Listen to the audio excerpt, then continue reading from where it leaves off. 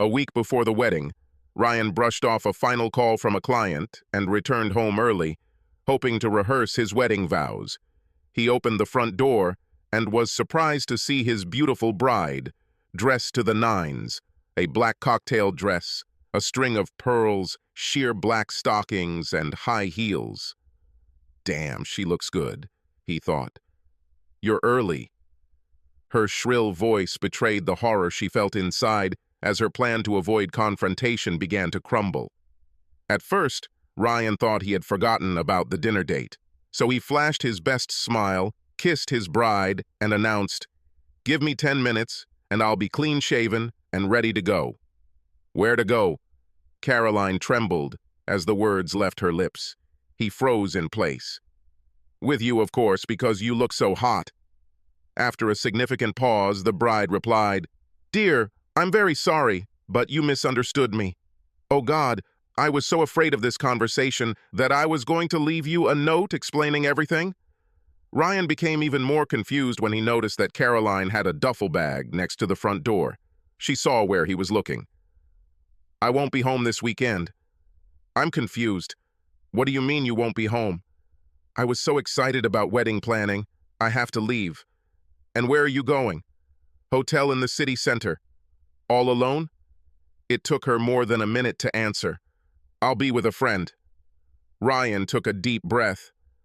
"Since you didn't mention your friend's name, is it safe to assume that you will be with a man?" Caroline looked guilty as sin. "It's not like that at all. He's just a friend." Ryan's voice became louder. He began pumping his fists in the air as if he could force words into submission. "You're going to share a room with a man a week before our wedding, and you want me to believe that he's just a friend. I need this weekend. Who is this son of a bitch who will share your bed?" His voice filled the room. "It's not like that at all. He is my friend that I talk to." "What are you talking about?" "About us. Our relationship." "Is he an experienced psychiatrist or psychologist?" Caroline stared at the floor and said nothing. "Is he a licensed therapist or counselor?" And again, no answer. "Is he at least a member of the clergy who gives advice to engaged couples?" "No, but he is a good listener," she muttered. "Good listener," Ryan growled. "You're going to spend the weekend before our wedding with some asshole because he's a good listener." Caroline lowered her head even lower. Her shoulders slumped and she seemed to be melting. "Look at me when I talk to you." Ryan waited until she raised her head. She sobbed and mascara ran down her cheeks.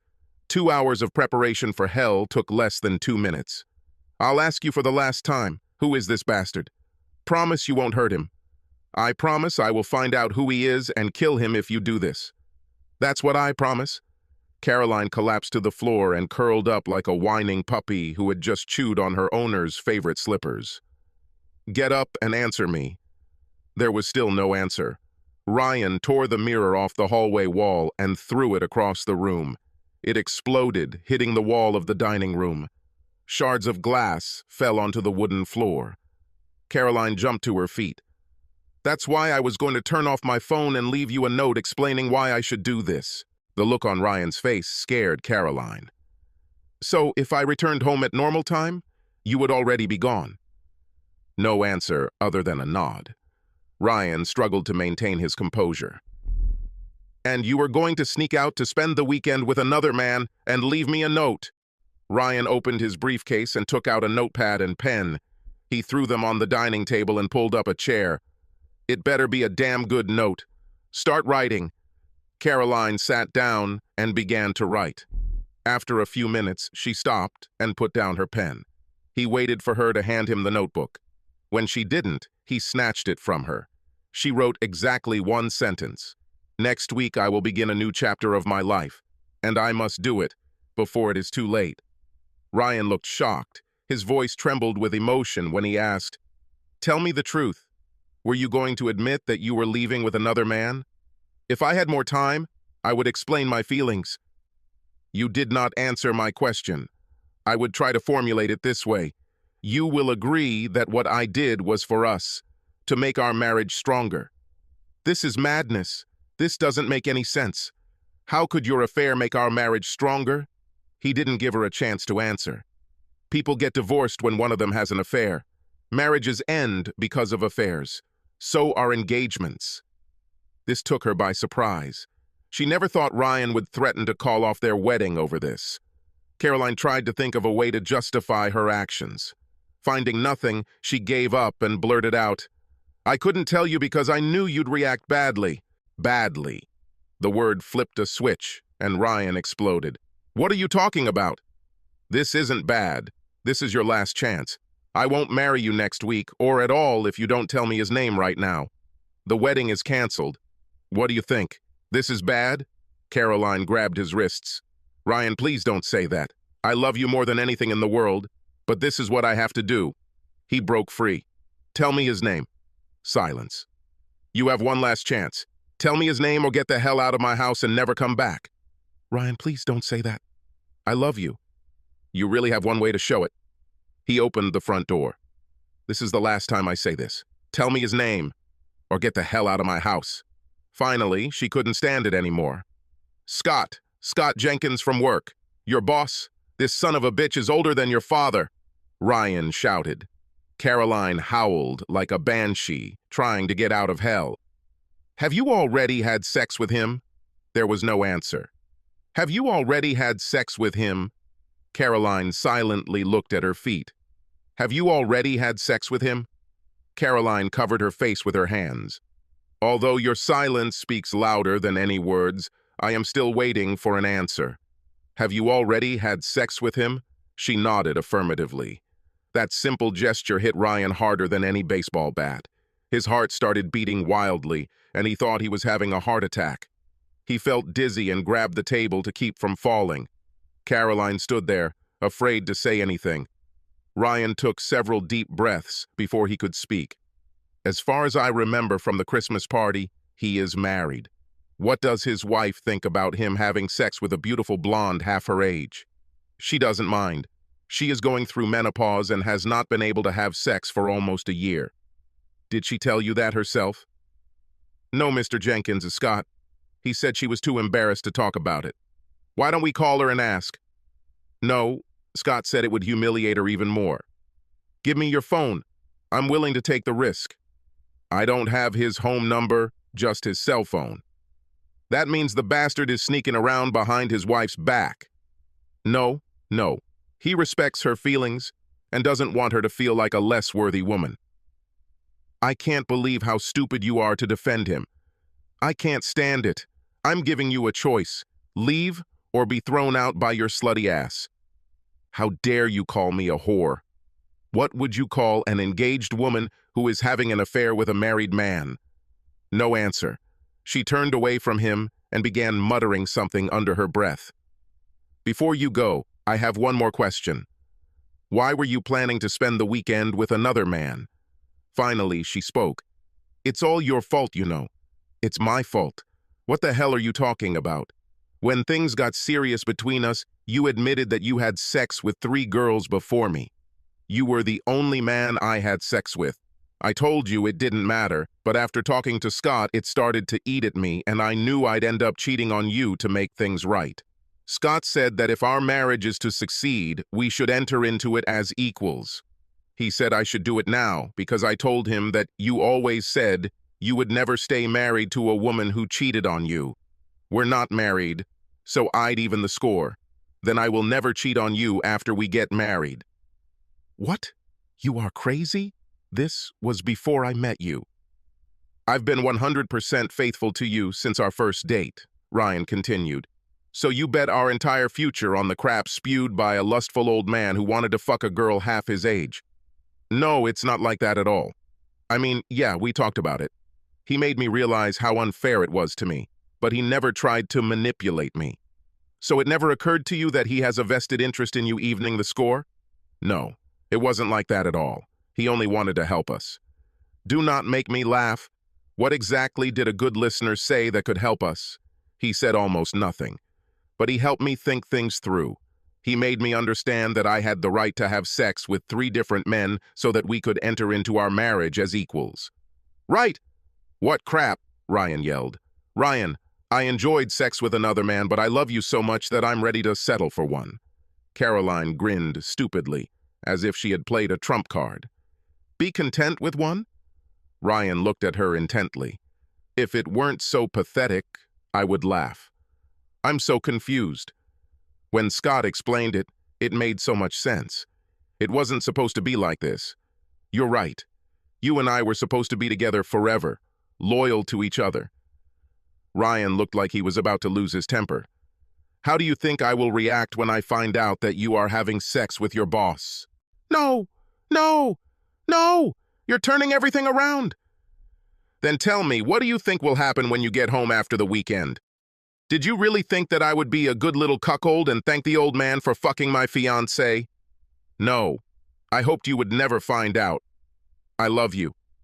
I never meant to hurt you. It would be my little secret, hidden forever. You thought you were going away for the weekend, just turning off your phone and disappearing without telling me where you were going, and I won't understand that you cheated on me. He looked at her like she was the village idiot, and yet she continued to speak. Even if you find out, I know that you love me enough to understand the justice of this, and we will get married and live happily ever after. Justice. This word reeked of rage. What do you know about me that makes you believe that I would still marry you after you had an affair? Scotty said. Shit, Ryan shouted to her. He's an asshole who found a naive woman he could control. No, he is a very caring person who wanted to help our marriage succeed. How many times have you had sex with him or any other man? I swear there were no other men. Then how many times did you have sex with him? Not so many, 7 or 8. You had sex with another man 7 or 8 times while we were engaged, and you think it's not that much. I did it for us, Caroline sobbed, so that our marriage succeeds. Remember that conversation when I admitted that I was not a virgin. I never told you that I had sex with 3 girls before you. I just said I had sex 3 times. Every time I dated Sally McDonough, the girl I was fine with before I met you. We were planning to run away together after graduation. This quickly stopped when her mother caught us naked. You know how this story ends. The next day, they left town and I never heard from her again. We met next month. Since that day, I have never kissed another woman, let alone had sex. Caroline felt nauseous. So you're ahead of me by 7 or 8 to 3. I'll probably have to fuck 4 or 5 more women to make us equal. No, You think this asshole will say that I have the right to fuck 4 or 5 different women to make us equal? What about your best friend, Laura? You always said you didn't trust her around me. Maybe your sister? She's not dating anyone. No, Ryan, please no. Give me one good reason why not. I'll end this affair and won't go with him for the weekend. You have to understand I made a mistake, but I did it for our sake. No, you did this for yourself and only you. Please, Ryan, give me another chance. She begged. You are late. I can never trust you again. Please give me another chance. I swear I will never... Ryan raised his hand. She fell silent. What you did was pure evil. There are no us anymore. You destroyed it. And there will be no wedding. Never. No, no, no. Do not say that. I love you. I swear I will never cheat on you again. What hurts even more than your sexual betrayal is that you didn't come to me when you had doubts. I, the person you supposedly love. I don't know what I would say or do, but I can swear that I would never advise you to have an affair with a married man. Only a marriage-breaking slut would do such a thing. Silence. Caroline could almost feel the bony fingers of death tearing her soul, her every dream, from her chest. She could hardly breathe, and felt the taste of bile in her mouth. What do you think your mother will call you when I tell her that we won't get married because you took a man's instrument into you? Real old male instrument. Caroline responded by screaming, No!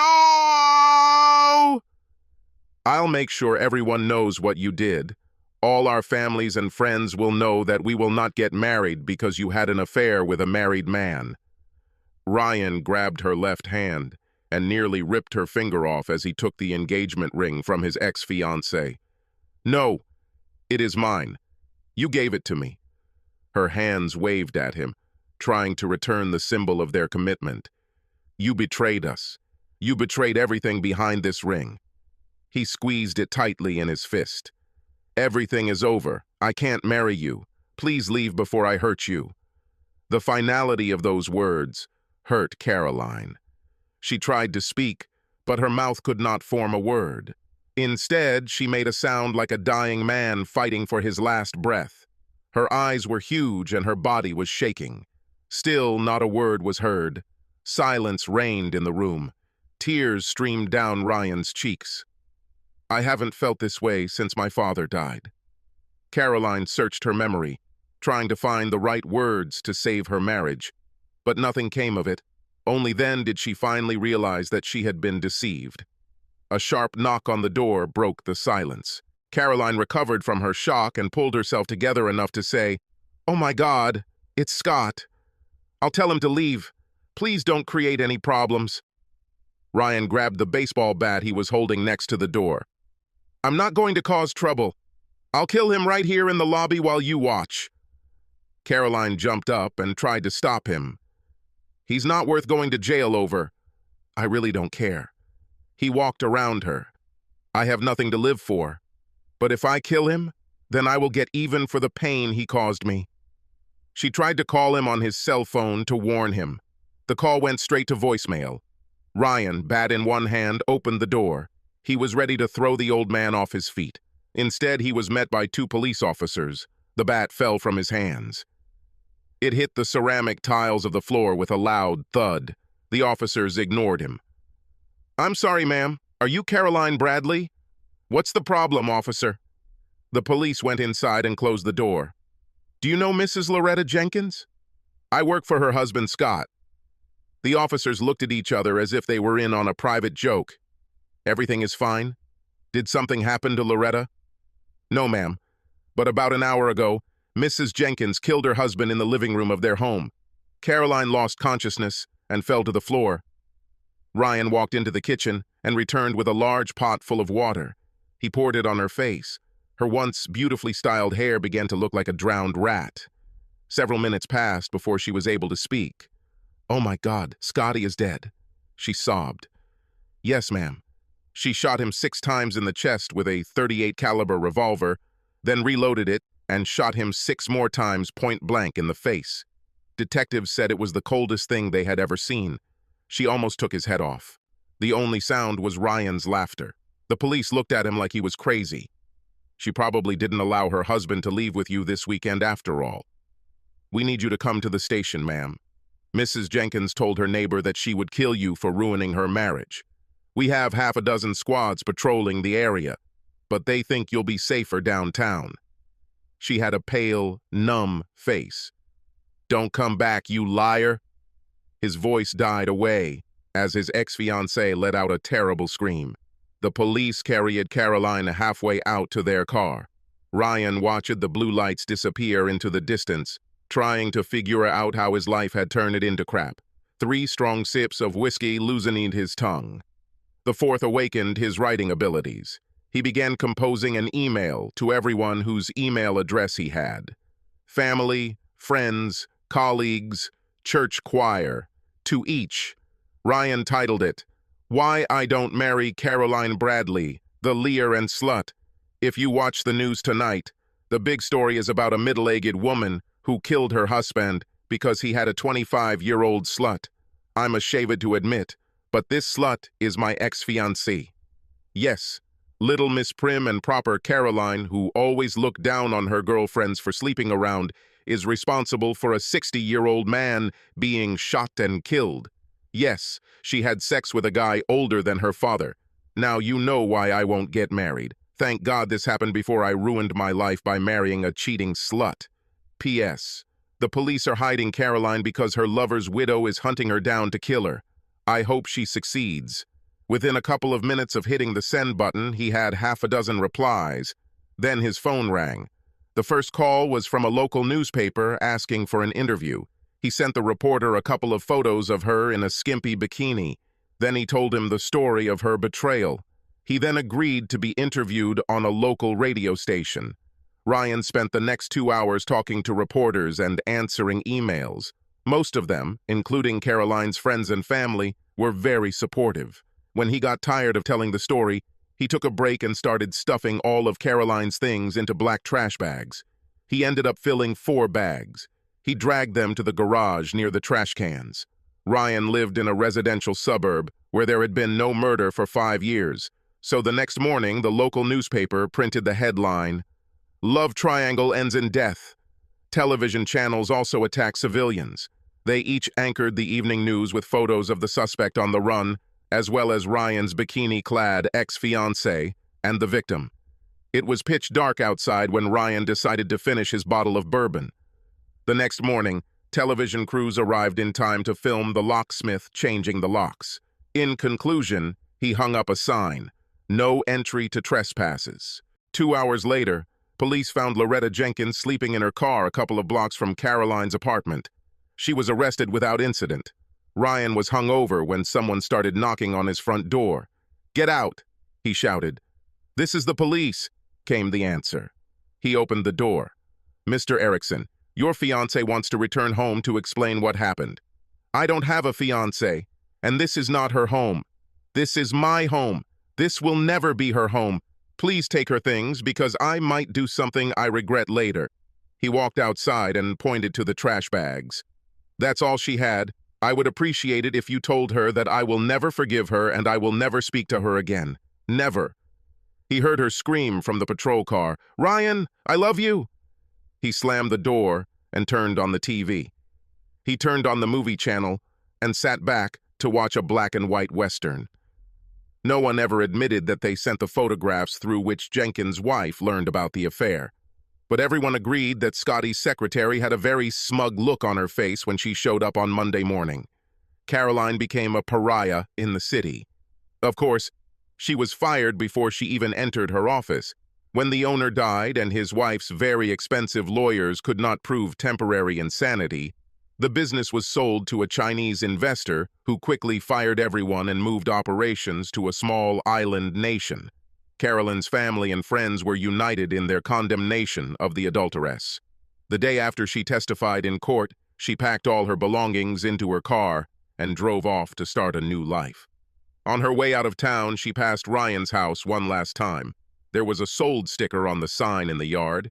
She tried to drive on but couldn't see anything through her tears. She stopped the car, closed her eyes, and tried to remember how she felt when he held her. She wanted to die. 6 years pass, and Ryan returns to his hometown for the funeral of a childhood friend who died a hero in Iraq. The Alumni Association invited the entire class, and a large turnout was expected. This was the first time he had returned since that night. His beautiful wife, Brooklyn, or Brooke for short, squeezed his hand as he led her through the town square. She knew that every step carried very bad memories, and she tightened her grip. Ryan Jr., being an ordinary 3-year-old boy, did not want to wait for his slow parents and went to investigate. When his mom and dad stopped to look in the window of an antique store, Ryan Jr. ran without looking and collided with a woman leaving the store. She took a couple steps back and dropped her bag on the sidewalk. Several items dropped, including a condolence card. "Ryan Robert Erickson, stop running now!" A chill ran down the woman's spine when she heard his name. The mother turned to the woman and said, "We spent 6 hours in the car, and he has too much pent-up energy to walk." Ryan Jr. walked up to the woman and said, without any prompting, "I'm sorry I bumped into you, lady, and made you cry." "Are you okay?" Brooke asked. "I'm fine. Your son is a very well-mannered gentleman. You should be proud of him." When Ryan Sr. knelt down to pick up the bag, he recognized the woman. Their eyes met, and they continued to stare at each other as his son helped him pick up the fallen ink pen. He silently handed the bag to the woman, and then Brooke noticed that her husband had tears in his eyes. She immediately realized who this woman was, and like a lioness protecting her cubs, she stood between the bad memory and her husband. "Never come near my family," she glared at the woman, daring her to speak. As Caroline slipped away, she heard Brooke add, "Never is for